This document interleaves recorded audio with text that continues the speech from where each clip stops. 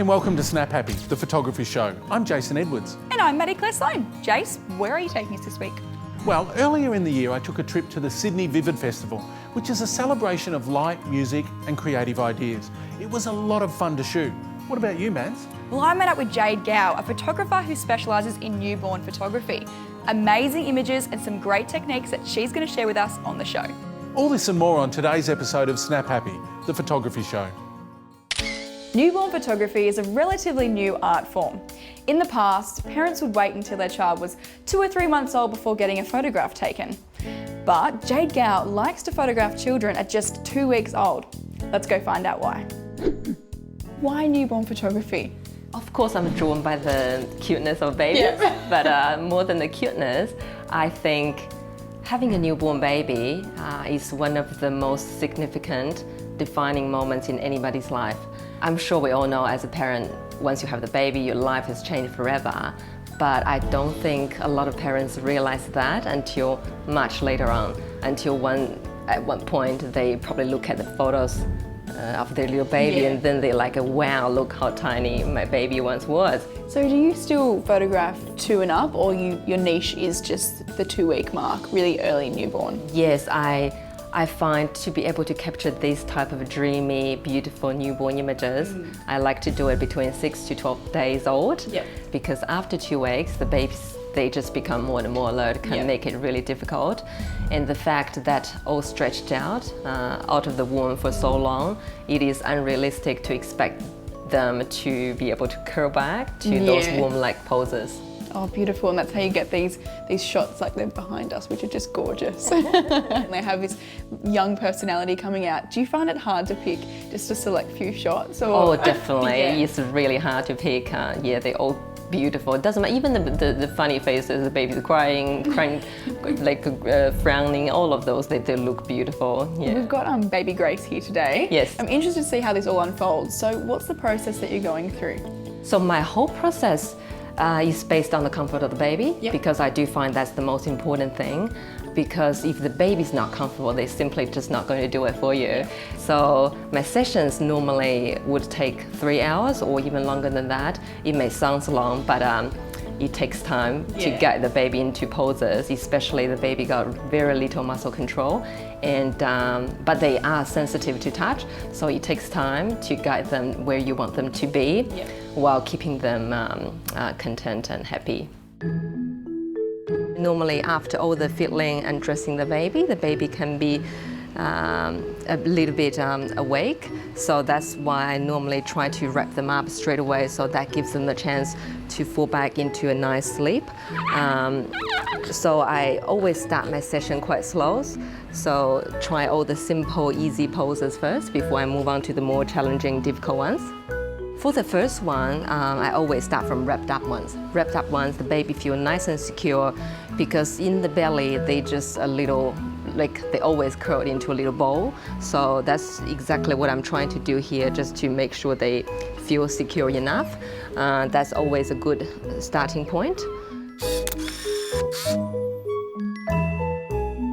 I use natural light only, because I do feel like natural light gives you the really soft look the artificial light cannot get.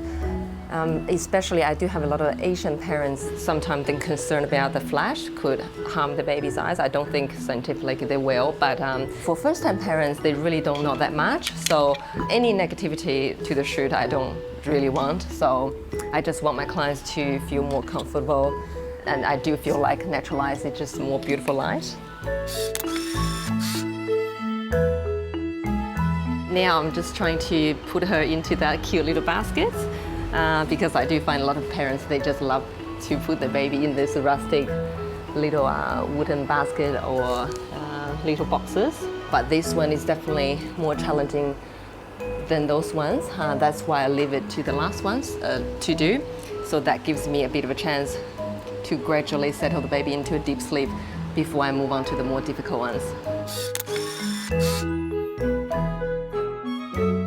Baby Grace just had her first photo shoot. She did. 12 days old. 12 days old. How'd you find the experience? It was really good. It was very, very calm. Grace was really relaxed. Jade did an amazing job keeping her calm and relaxed through the whole shoot. And I think that's the benefit of experience, knowing when to move baby and when to calm her down. I mean, I had no idea how it was going to work. So sitting here and watching it being unravelled and having all the different shoots, I think being that prepared makes it a lot easier. Yep.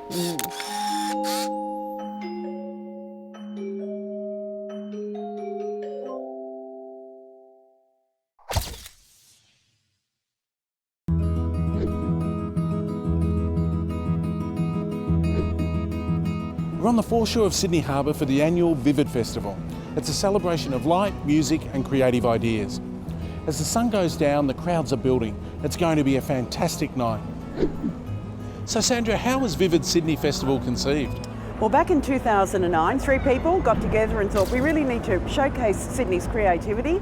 They went to the government said that's a great idea. Also, it'd be good to have an event in winter, because in those days, winter in Sydney used to be a very low season, not anymore. And so the event has just grown and grown, and we've put a strategy together to expand the footprint, to increase the number of people that are coming, and also to make sure that it never loses its spirit of family-friendly fun and creativity. There are so many things for photographers to capture here. Where should I start? Many people like to get out on the harbour. We've colour-coded the harbour, and as the boats move into different parts of the harbour, they change colour. That's a photographer's delight. We've lit the bridge, and in fact the general public can decide on what buildings they're going to light up and in what colours. We've got new precincts in Taronga Zoo and Royal Botanic Gardens. Royal Botanic Gardens is turning 200, and there's a fabulous installation there, the Cathedral of Light. It's really spectacular, and I think if you're either a budding photographer or a seasoned professional, there is certainly something there to challenge you. This year, the Sydney Opera House has been transformed into a living canvas for some of Australia's best-known Aboriginal artists. So I've just set up my camera to take a time-lapse of the Sydney Opera House with the projections on it. A time-lapse is a series of images taken of the same scene to show a change. Now that could be clouds moving through a sky, a storm, waves. Here, it's the projections. There are several ways you can do this. My camera has an intervalometer built into it, which means I can set the number of frames I want it to take and the interval between each frame. I've set the camera to 1250 ISO because I want the sensor to pick up the light quickly. I've got my aperture at f4.5, pretty wide open, and I've set it to go off every second. And we'll see what happens. You can hear the camera going off now. It's going to take 500 frames, one every second, and that'll show the changes in the projections on the sails of the Sydney Opera House.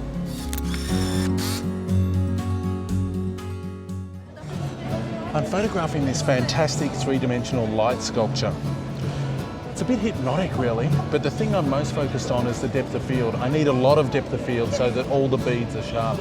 I'm using f16, but more importantly, I'm making sure that the beads closest to the camera are in focus. Otherwise, it'll look a little silly if they're blurry and sharp at the other end. So I'm standing outside the Cathedral of Light, and as you can see, there are literally thousands, if not hundreds of thousands of people here tonight. That changes how we photograph something like this. My plans were to get a tunnel of light and a wide, super wide lens and create something out of it. But now there is just quite literally an army of people walking through my idea. So I'm going to have to do something a little bit different. Like with most of my photography, I try and underexpose. And even though the bulbs in these lights aren't very bright, it just means that when I correct the image, I'm not going to lose any of the detail. My original plans for the Cathedral of Light were to create a vast, never-ending tunnel. It didn't eventuate, there were just too many people. So I started having a bit of fun with it, and what often happens is you start to see shots that you'd like to get. People walking through with their children, lots of people taking pictures on their iPhones.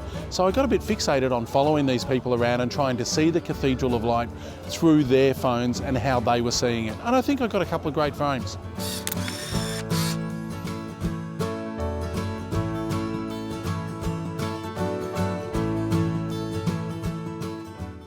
One of the fun things to do at the Vivid Sydney Festival is to take long exposures.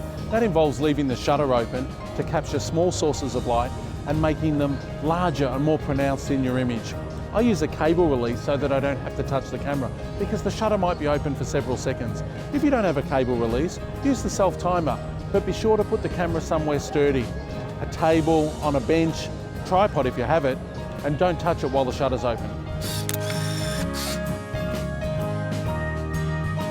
We've only seen a small fraction of what Vivid has to offer.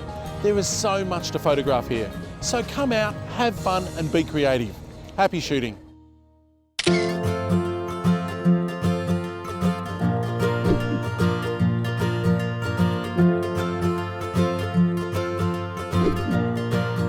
Hi, my name is Jade Gao. I specialize in newborn photography and this is what's in my kit. As you can see, I don't use an ugly padded camera bag. This is just a normal girly bag because I'm a studio-based photographer, so I don't have to drag my gear around. So most of the time I just put my gear in my normal bag. So I mainly use two cameras. This is my main camera, Nikon D4S, and then I have a backup camera, Nikon D750. I have the Sigma 50mm 1.4 attached on my main camera, and then the Sigma 35 1.4 on my backup camera. I have whole heaps of other lenses, but by saying that, I would say more than 80–85% of my images are taken on this 50mm. So if you are trying to do some newborn photography at home, I would say one lens is probably enough. The only time I'm using 35 would be when I have a bigger group of family members trying to join the shoot, the grandparents, the siblings. That's when I want to use a slightly wider lens that gives me a little bit more room. Other little gadget in my bag is the little white noise machine, baby shusha. So it makes the shushing sound. See, it makes a really loud noise. I do use it every single session because for newborn photography, when you're trying to take photos of babies in a really quiet room, most babies, they have really strong startle reflex. So even the shutter click can startle the baby. So that's why you might need a little white noise machine. Even the app on your phone, you can download from iTunes, the white noise, heartbeat noise, the womb sound, even vacuum cleaner, anything works. I'm Jade Gao, and that's what's in my kit. In the last series of Snap Happy, James Treble gave us some really handy tips on decorating our homes with prints. Well, now it's my turn, and I have just renovated this apartment, so it's time to give it some TLC. James, welcome back to Snap Happy. Thank you. What's been happening? Well, look, I live a very busy life just like you do. We're into season 5 of The Living Room, which is very exciting for us, and so I'm busy with that. I've also taken on a rug, cushion and ottoman range, which is great. So I've gone with natural fibres, organic finishes and lots of recycled elements, which I really, really love. So it gives a nice feel and texture, and it's actually not unlike the palette that you've got going here.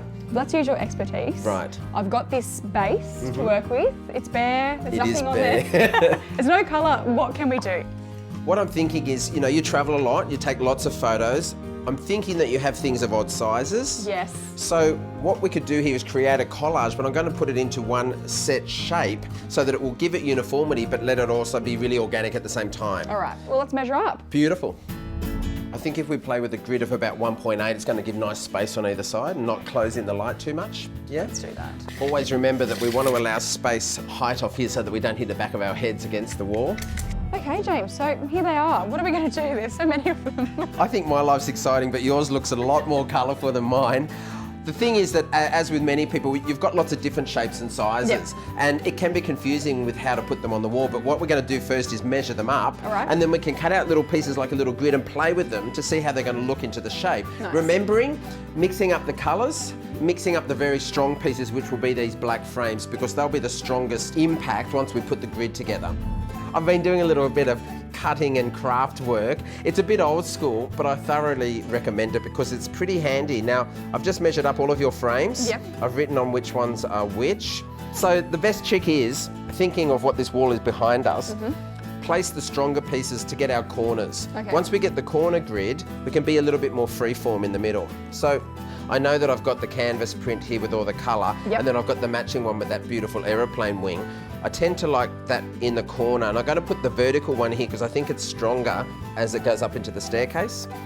If we put in the 4 corners first and measure that up on this wall, these middle ones, we can put them up by eye, because you can trust the eye, because then we might be able to play with it a little bit. It's fun, it's organic, and you want it to be a bit creative because, you know, you're a creative person and there's so much work in there. Ta-da! There we go. It looks awesome. Yeah, it does, doesn't it? And look, the only thing that you've got to remember is to get the 4 corners first, no matter how big you make the grid, and don't be afraid to play with the height which you have in this space. And then inside, have a bit of fun. There's no rule. Mess around. Yeah, we could have come up with, you know, a million combinations, and it looks pretty organic, and I think it looks amazing. It looks great. Well done. Thank you. Now, before you go, Yes. I've got one more space. Oh, I'm sort of have you taking just? take advantage of you being here. All right. It's a weird space, Yep. so I need your help. Okay, let's go and have a look. Okay.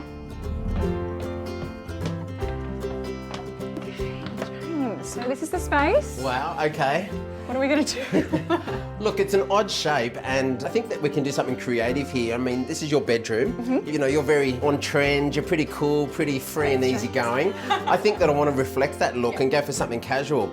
What I'm thinking of is using some really coarse jute string and tying basically lines of string that you can peg your photographs to. Funky. It's a really great idea because it's a way that you can swap them around and change them. We can put landscape next to portrait, either way, and it's a really good idea because it's great for kids' rooms like teenagers, or you can use it in the kitchen for kids' artwork or even photographs, and I think it's sort of a boho on-trend look.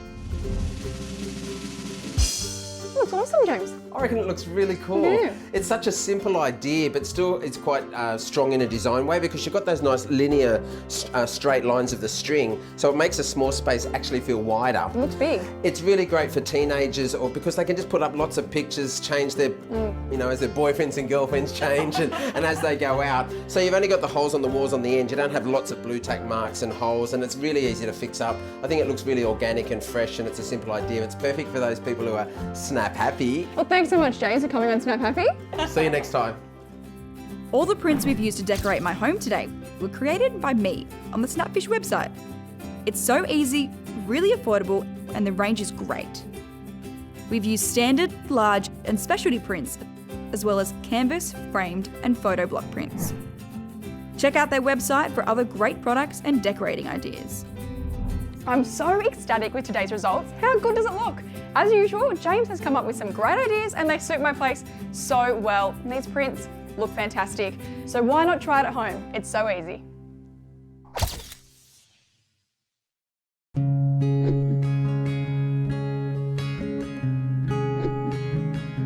So you've got your camera in hand, the creative juices are flowing, and your photographer's eyes well and truly engaged.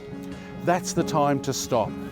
When working with wildlife, you should always think, am I doing the right thing? Is the animal doing what it was doing before I arrived? Is it feeding? Is it fleeing? Is it mating? Is it still doing that now? If not, then you're impacting in a negative way. I've spent the last 3 decades studying wildlife, working hands-on with wildlife, and engaging with people who know even more than I do. I'm comfortable putting myself in close proximity to the subjects that I photograph. If you don't have that knowledge, do a little research or be cautious, because the last thing you want to do is negatively impact those animals that we're trying to save.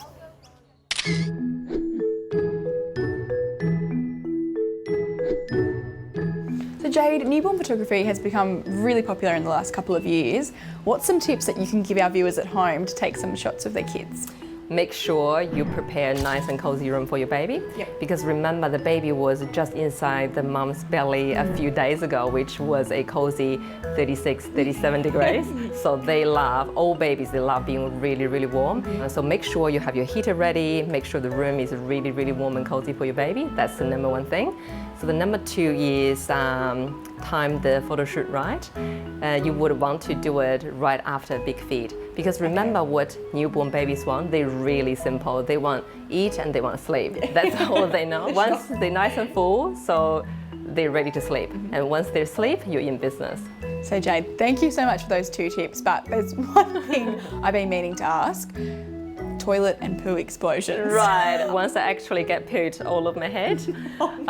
Yeah, because I do family photos, right? So the mom was holding the baby, then the baby is starting to do wee. So I was like bending over, wiping the shirt, and the next second, wow, all spray, all fell on my head. Oh well, we get the shot in the end, don't we? Yeah, exactly.